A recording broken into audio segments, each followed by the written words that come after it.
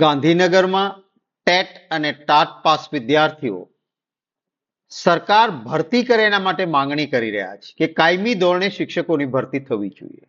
લોકશાહી વ્યવસ્થામાં માંગણી કરવાનો, રેલી કાઢવાનો, આંદોલન શાંતિપૂર્ણ કરવાનો એ બંધારણીય અધિકાર છે. મને અત્યંત દુઃખ છે કે આપણા ગુજરાતના એ યુવા સાથીઓ જેને ટેટ અને ટાટની પરીક્ષા પાસ કરી છે અને જેઓની માંગણી છે કે અમારી કાયમી ધોરણે શિક્ષકો તરીકેની ભરતી થવી જોઈએ, સામા પક્ષે સરકારમાં પુષ્કળ શિક્ષકોની જગ્યાઓ ખાલી છે. કોઈ જ્ઞાન સહાયક કે ટેમ્પરરી શિક્ષકથી ના તો શિક્ષકને સંતોષ મળે, ના ભણનાર વિદ્યાર્થીઓને સંતોષ મળી શકે. એક વ્યાજબી માંગણી કે ભાઈ ટાટ અને ટેટ પાસ થયેલા વિદ્યાર્થીઓની કે અમને કાયમી શિક્ષક તરીકે ભરતી કરો. ચૂંટણી પહેલા આજ સરકારે, કારણ કે મતો લેવાના હતા એટલે વાત કરી હતી કે 15 જૂન સુધીમાં આ બધી ભરતીઓ કરી દઈશું.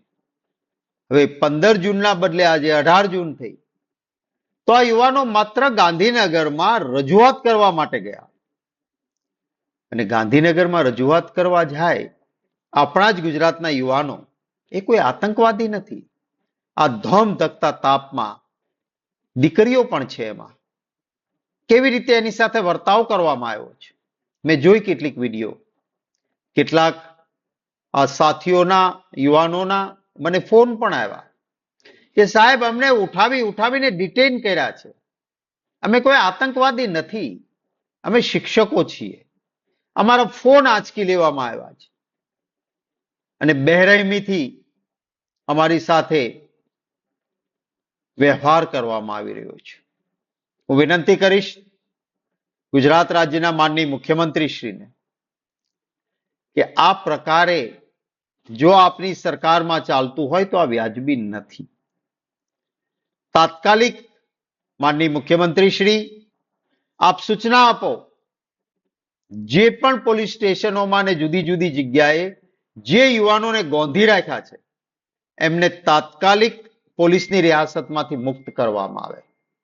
મારી બીજી માંગણી છે કે એમના સાથે સંવાદ કરો.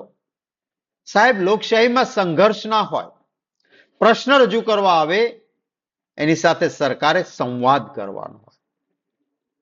હું આજે જ વાત વિરોધ પક્ષમાં રહીને કરું એમ નહીં. ભૂતકાળનો ઇતિહાસ જોજો. કોંગ્રેસની સરકાર હતી, હું પણ મંત્રી હતો. આંદોલનકારીઓ સાથે સંઘર્ષ નહીં, હંમેશા સંવાદ કર્યો છે.